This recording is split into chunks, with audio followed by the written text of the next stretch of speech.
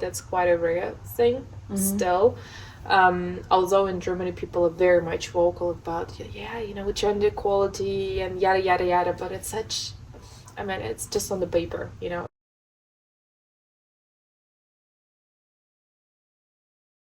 My name is Natalia, I'm 29 years old. I come originally from Moscow, and I moved to Germany 8 years ago because of the studies at first. I lived in 2 cities, so for 7 years in Mannheim, small city on the south, with a very famous university there. And now I live in Frankfurt since 8 months maybe. I studied 2 years, did my master at the Uni Mannheim, and then I moved to the corporate world and started my career in finance at SAP. And now in parallel I also registered my own company, a startup, and we do it together with my boyfriend for the last 2 years. And how does it feel like to be a co-founder with your partner, with your boyfriend? Is it a challenge or is it just something you're like, okay, cool? Yeah, I think this deserves a separate video. Actually, because that's a big topic. I would say I'm thinking about it from time to time, if it's more advantage or disadvantage.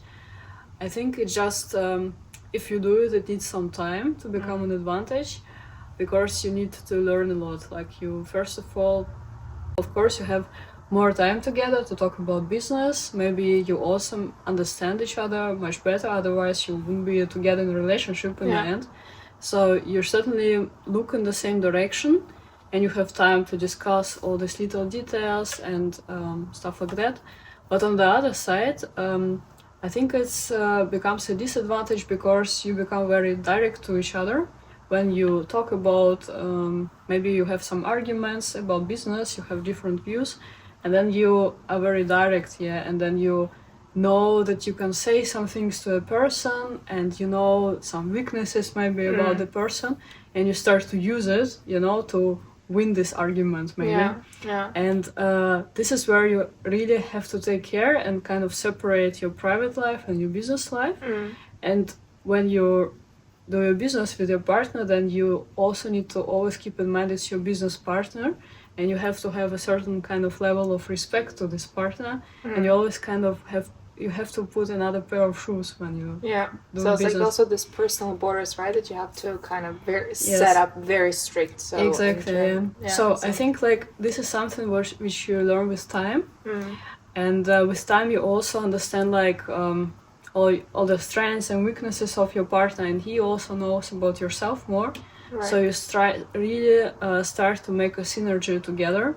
So you always need like this time of, Well, but it's kind of challenging because, I'm asking, I've even heard from some VCs, for example, when they tell us about the team and their criteria, they look at it and it's like, oh, actually for us sometimes even to invest in a company who are doing it like a couple is like a red flag, we would never do that. And I'm like, oh, that's a big one, but you guys, you're doing it pretty well, right, so far. So for how long have you been managing your business?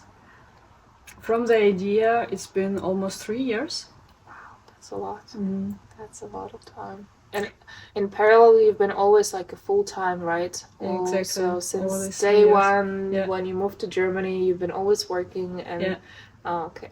And how about that? So managing your startup on one end and then doing the full-time on the other end. Yeah.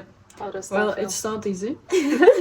So no dreams, no big castles. I think I was thinking also recently, like, how do I do it all? Because I also have my hobbies and stuff like that, and I kind of try to manage as many things as I can, and I actually love multitasking as well. Then I thought about, it's certainly part of my character, so I wouldn't say this kind of some recipe and everybody can do this and that and then you manage it all. It has to be part of your character, that you probably this kind of person who prefers to work on something instead of watching TV, in your free time. That you really enjoy it, this activity, because otherwise you just kind of force yourself for some not attractive things to do something like that.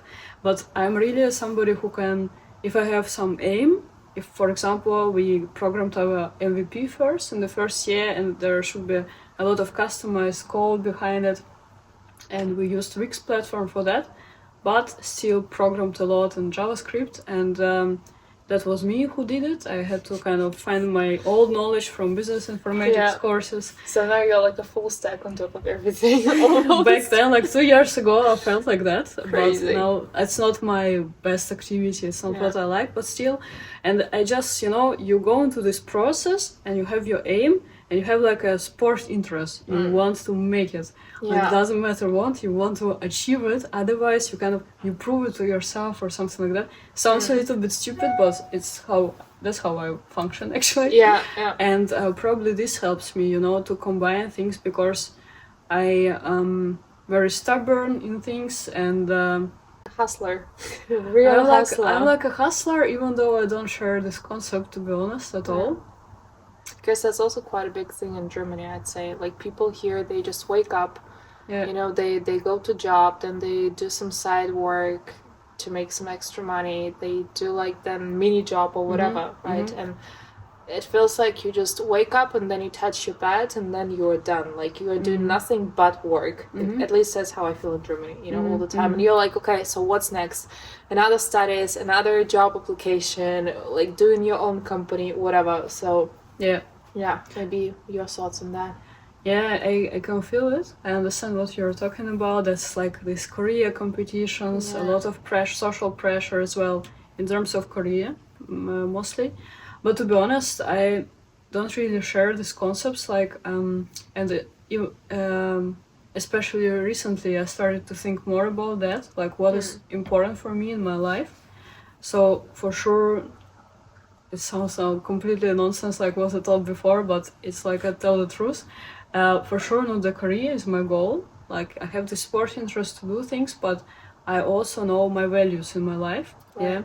Like, for example, I always think that career is not our aim. What makes us happy, what makes us satisfied is the connections to people, like deep connections to people, and finding yourself a purpose in this life. So, and that's, we talk about balance, that you kind of, you don't sink in this hustle and you're not like a robot every day doing something, but you really try to find time and spend time for things which makes you just, happy, simple word like happiness.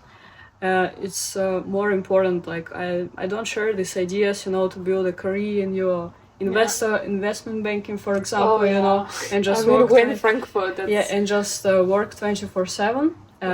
That's, I don't think it's healthy, to be honest. And I think that if you really kind of hustle too much, then you don't have this calmness at all, and you're always like moving around and you don't know actually where you belong. And I believe that if you hustle too much, then you don't get really what you want. Because it's kind of rule of the universe, that the universe says, hey, don't touch me, please calm down, and when you just relax, but you do things, but kind of humble steps towards your aim, you just, then the universe also comes down and just gives to you what you want, because you're not like this, So I think this is very important to keep in mind, because sometimes we just, try to open some door which is closed. But if you just relax, the door opens itself. Yeah, that's very true. So I think I even saw somewhere like on Instagram, literally just this morning, there was a post and they said sometimes creative people, to produce the best result, they just have to do nothing. And that's like a real culture, or not culture, but like art of doing nothing. That's actually a skill. Because again, back to to the fact that we are in Germany, right? I'm comfortable saying that I'm an immigrant here, or you can tell expat, like this fancy word. Although I think I'm an immigrant, and when I just moved to Germany, I was like, okay, people are constantly moving here. Even despite Sunday, that Sunday is like chill day, nothing is working basically, but. I was like, still people doing something, you know, they doing pitch decks about the ideas, or they do learn like 5 extra languages or whatever. And I'm like, okay, you do your own thing. I also tried to do that sometime. I was like, okay, now what's next? I have to push the next thing. But no, you don't. You know, you really don't have to push it. Yeah. And that's kind of, I think, also a very interesting concept, and like quite a ridiculous concept if you think of it, that actually when you do nothing, then you produce a better result at some point. Yeah, I totally agree here, 100%. Because also just, you know, like personal examples. Sometimes, you know, just recently, I think last week, I just took some time for myself. Like instead of working in the evening, we decided to go to a sauna. Like to that's lovely. terms, you know. And even though I planned to work actually, but then my boyfriend, he said, yeah, let's go, just chill. And I said, yeah, why not? So we just chill like 4 hours, maybe did nothing. And then like in the dream when I was sleeping in the night, I got a lot of nice ideas. So I kind of dreamed of that, you know. And I even woke up and I put in my notes like what I dreamed about, you know, not to forget. Awesome. But I think this really works. Awesome. So that's your trick, right? How you balance it. Because I know that you're not like much of a gym person, right? So that's true. What's your thing? I would say I put a lot of attention to the energy, onto the mental work, kind of, to have the right attitude for the day. It's very important for me, for example, how I start the day, so that I have my little rituals. Time for myself, super important, you know, just to ground down, to chill, and just to understand who you are, what you're thinking about, why you think about this. So I have some kind of practices what I do to prepare myself for the day. And in general, like I try to really work with the energy. I think that's super important, and we kind of forget it in the day hustle. We really forget it, and maybe when we are children we don't even know it, you know, teenagers, then you start to think about this stuff. And then I think the superpower of every person is to be able to really manage your energy and to put it in the right way, kind of. And it's not so difficult if you try to understand how to do it. Like, for example, everybody has a certain level of the energy, and we just invest it in the wrong situations, like somebody irritates us on the street and you just put all your energy there instead of just keep it for yourself. And this is normal, like we are all humans and things happen. But if you keep it in mind, if you try to keep it in mind more, then you just really calm down your brain. So that's what I'm trying to do all the time. Calm down my brain, because I'm super always nervous, always worried, and it irritates me a lot. And it's like. So do you journal, or like do you meditate, or what's your, let's say, what's the daily routine of Natalia? Morning routine. Yeah. I have a list. We can like do a shortcut of this list, you know, like the basic or the major things that you do in the morning. So I like to wake up the first one in our little family. And then I have some minutes for myself, so I go to warm shower. Then I wake up there, and the first thing I do is coffee. Coffee is my favorite drink. I just like this aroma, and it wakes me up with some cinnamon. It's perfect. Like the first sip of coffee makes my day. And then I love to use my nice coffee machine and be a little barista, you know. You have a good one. Do this coffee, this milk schaum, and super nice. Then I cook breakfast, because I like cooking. It's also kind of some hobby for myself, so I enjoy it. And then I sometimes meditate, depends how it goes, because usually at 8 a.m. we have a daily call with our developer. But sometimes I also manage to meditate, so I take like 20 minutes maybe. I have my favorite meditations, because before I didn't really understand why people do it, just to sit, you know, and do nothing. I really didn't get it. Like waste of time. It was not my thing at all. But then I just found something which suits myself and where I feel super good. Like there are some words in this, how you should kind of think about what you can think now. And it's like a guided meditation. Yeah, it's a guided meditation with a kind of a deep connection to yourself. And then I also like this practice, like I have my iPad and I have like some morning diaries there. So I always write there my date, and then I put a color on this date, depends on my mood always. Oh, interesting. And then I make a photo of myself, with no filters, like, and then I write my thoughts or everything I have in my head. So the aim is to put everything out of my head on the paper, on iPad, so that it's not doesn't stay there and you are kind of empty list for the day.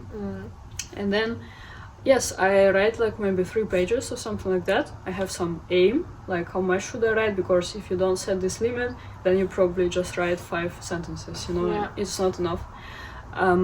It's super interesting because then I feel much better, and some things I rethink, like what is going on in your head when you put it on the paper, it seems completely different. Yeah, some things become not that important, for example. Yeah. And super interesting to see how you change from day to day, you know, sometimes it's like this. And also cool that like today things I was worried like 10 days before, you're like, why? Yeah, I totally feel it. Because also what I try to do, but it's just a very recent thing for me, I try also to connect with my feminine energy, you know, because there's, I'm pretty sure you know her, Hakamada. She does this reels on Instagram, and one day she just told about how you can really awake the charismatic side of yourself, and that's like the combination of this female and male energy. And I'm doing sort of this check-ins now every morning, you know, like also have this guided meditation, and it's actually good fun, you know, because I feel like especially us as females, we can do so much more actually if we know the balance between the two. And here I'm just kind of like transitioning, you know, now to this thing that maybe also like from your experience, also being a female, you know, like in managing your corporate world, managing your startup, do you think was it like some sort of your advantage or maybe more of a disadvantage that you are female and that you know, trying to be like this empowered female in a way? Maybe a couple of thoughts on that? It's also interesting question because I would say it's not rumors to say that females, they get some other attitude probably in the first meetings or calls with some strangers, new partners, because also considering that I'm also an immigrant, you can hear it directly, and my perception is always that because I have a partner who is German and he's male, so this kind of contrast, it always puts me in some, maybe a little bit worse light. Because maybe people don't take me seriously too much. At first I'm also kind of small and blonde and so it's like a combination of different factors which already put like an image of me that maybe I'm just helping, you know, my partner or something like that. Like an assistant or something. Yes. Actually, once I got such a comment. It was one of our first startup events 2.5 years ago, and my first startup event in German. And then we came there, and you need to network with people. And to be honest, I didn't know the rules back then. I was like, well, okay, interesting, like what they're doing, what they're talking about. So I need some time to assimilate with some new group of people, you know. And we talked to one woman, and she was working in some media, like social media, Instagram, big one for startups. And my partner, she talked to her a lot, and I was just staying and listening mostly, like maybe saying a couple of words, but not much, because I was shy and I didn't know really what to say, you know. It was kind of a difficult situation for me. And then in the end she said, I want to give you an advice to me. And she said, you know, you look like an assistant to him, not like a co-founder. You need to kind of express more, and you know, like, hey, you look quite strange, you know. And I was like, I was already kind of a little bit worried that I didn't know what to say. And then she And that was in German as well, yes, right? Yes, it was in German, and it even put me even more down, you know, because my way of learning German was always from talking on different topics, so I could already speak quite well about finance, where I work full time, about some other situations. But when you go into startup world, there's some certain vocabulary, so I didn't have it. I had to learn. Yeah. And this really it hurt me, to be honest, a lot. But I always, when something hurts me, I become strong. It motivates you better, I think, right? Yeah, at first I kind of cry and I'm disappointed, but then I thought, okay, I will show this woman who I am. And now I know, like, after some time, I got to know all the startup things, you know, how you talk to people and stuff. And I noticed that once we meet some person, like a partner or, I don't know, tax advisor, whatever, you know, everybody you meet in the startup world, at first they also think like, the roles in the startup. So they make assumptions. Is kind of more important, and you're like, la. But then they hear like what I talk about when I put right questions, when I gave my feedback on the topics and stuff like that.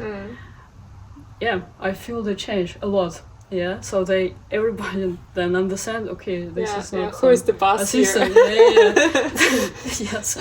So anyway, that's how it works. And now I become more confident in this. I know, like, even though the first impression is like that, it's okay for me. I know I just accept it.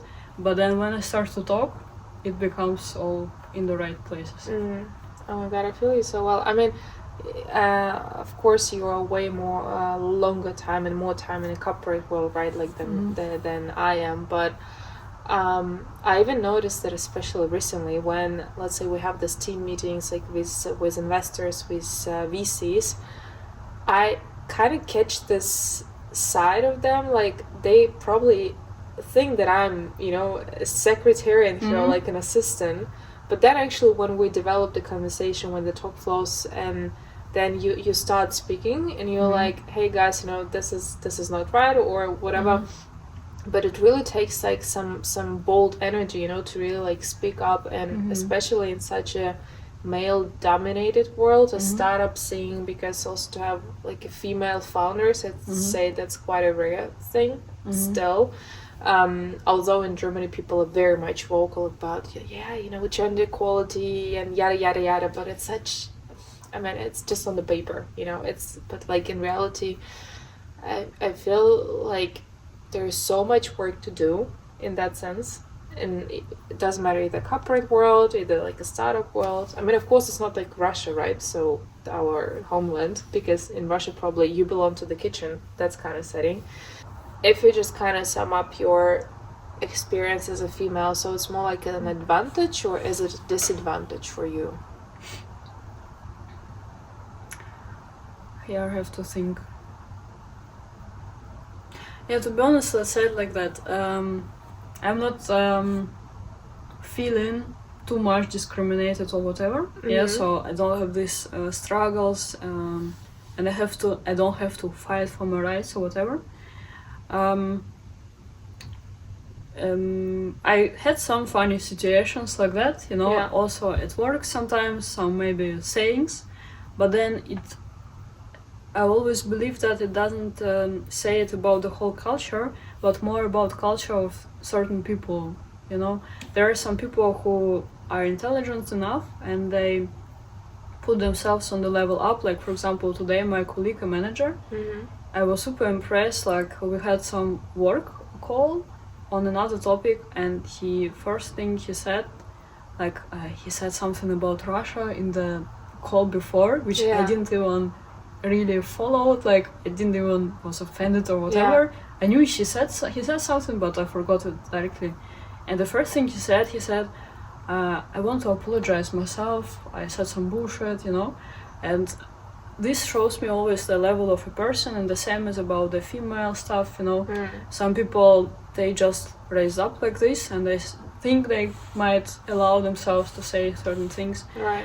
But the whole impression, like, of Germany or any situation I faced was okay, so I was quite always treated quite well. But I mean, in the tandem, when you're with the male, then the preference is quite clear. So then you feel it even more. Yeah. But do you think, let's say, if you'd stay in Russia, it would be the same thing? Like for you being a female in business, you know? For me, it's always maybe it's something I want to try to do some business in Russia, because I actually get quite inspired from the people I see now. Businesses are flourishing. There are so many new foundings, you know, and especially in the online world, I would say yes, men are predominating there. People who earn a lot of money, they're usually men. Yeah. Or women who are very strong, so they have their characters also. I would say in Russia we have maybe some, of course we have another mentality for sure, as you said, like women belong to the kitchen, and actually, maybe it's not content for the podcast, but I share it at some point, you know. To be honest, I was raised up like this with my family, for example. Yeah. I don't see it as a bad thing. Like I feel myself that I belong to kitchen, but it's my will. PeopleEat kitchen. Yes. But it's like, you know, it's my desire. I like it. That's why we do also PeopleEat. You know, I like the kitchen. So. But I think, you know, contradictory. That's also back to the point about the feminine energy, because, you know, I feel like, especially in Germany, well, at least I started to practice this exercise because I realized that because of this hustle culture, because you always try to, you know, like be better next, you always try to compete with these Germans, you know, people who've been raised here, who know the rules here, who speak the language from day zero, and you really kind of I don't want to say that, but I have to say that because you kind of start to man up in a way, you know? You just, and at some point I realized, like, no, but I like to take care of my house, you know, I like to cook, I like to do face masks, I love all the things, and maybe if I'd stay in Russia, I'd have like a kid now, you know, or like I just stay at home, although I probably that would never happen because I always like to be in the go, whatever, but I also probably wouldn't mind, you know, like to be in the kitchen in a way.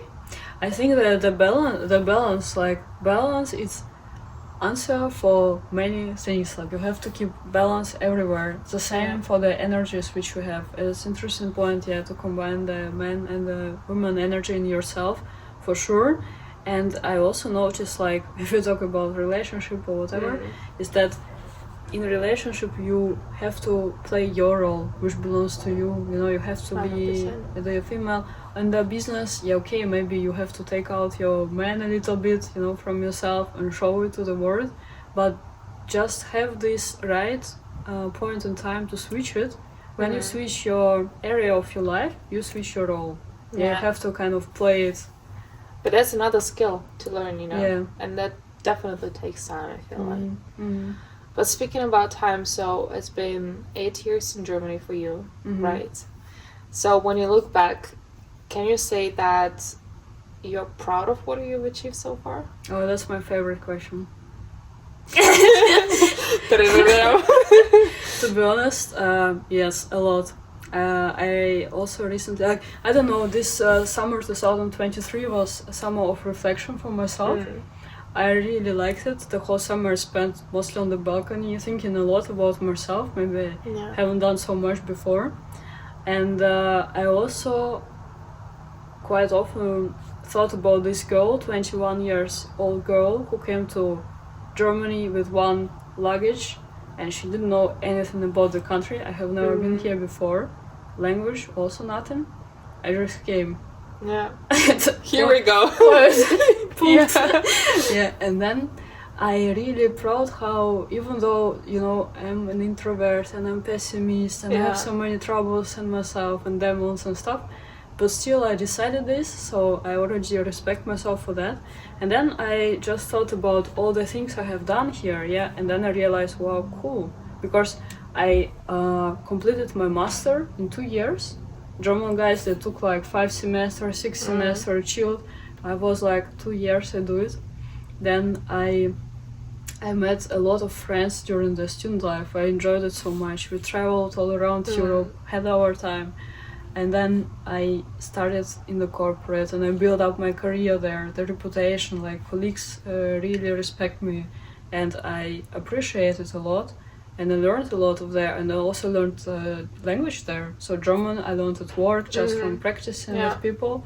And I could then in the end, my highlight maybe was that I could do the presentation to the customers, and my manager was not ashamed of me or whatever. She said, yeah, do it, like you can speak really well. And then I completed also, I did my dream, like I got my driving license and got a car.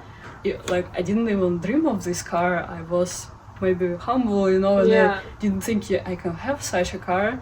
And then I got it, and I still like completely always I look and I was like, wow, so cool. And then I mean, of course, it's also very important thing for me that I met my boyfriend. He's kind of really love of my life. Oh, that's sweet. And we now have an apartment in Frankfurt, a very nice one also, and we have a dog, and we do our business together. And I learned so much also during the business. I never thought I'd do a business myself. It was like more intention of my boyfriend to do it, and I supported this. Yeah. So when I tell all this, I get so much motivated. When you think about yourself some years ago, your point A and now point B where you stay now, I think there's huge motivation. I think we have to remind ourselves what we have done during the years more often. Because it gives us energy to go forward and know, okay, whatever, you can do everything. Just dream and go forward. That's a good one. Oh my god, now I'm even more motivated. Oh, that was beautiful. That was beautiful. Yeah, I mean, I think every person should life do is good. Just, But it sounds like super, I did this, but it's, I mean, I can always speak for myself, like when you tell about this to your friends who are like, back in your home country, and they sometimes, I think, don't even realize how much hard work you really have to put into this to even like learn the language, find a job, then, build your business, getting a driving license and stuff like that. And I think it's like really take, some big balls energy to really do that. So you should be proud of yourself. 100%. Thank you so much. But 100%. I think it's also like always kind of interest in life, because I always think, hey, yes, you can just stay. I could stay in my small city near Moscow. Yeah. I mean, some of my friends did because they enjoy it. They enjoy this lifestyle. Yeah. It's comfort. Everybody's different. Yeah. And they like it. It's okay. But I'm a little bit different probably because I have all this interest. I'm always thinking, what if, what if I can become like this? Yeah. How 100%. does it feel? How does it feel to be a millionaire? Yeah. Yeah. Interesting. If you don't do something, you never know it. Yeah. And it's just some kind of interest for me. Hey, I want to try it. Let's do something. 100%. So then Natalia, let us be millionaires. Yes, that's the next thing. Yeah. Until next time, so we'll do another one.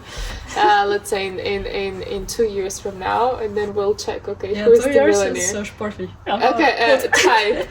In 3 years. Let's do 3. Yep. Okay, cool. Awesome. Deal?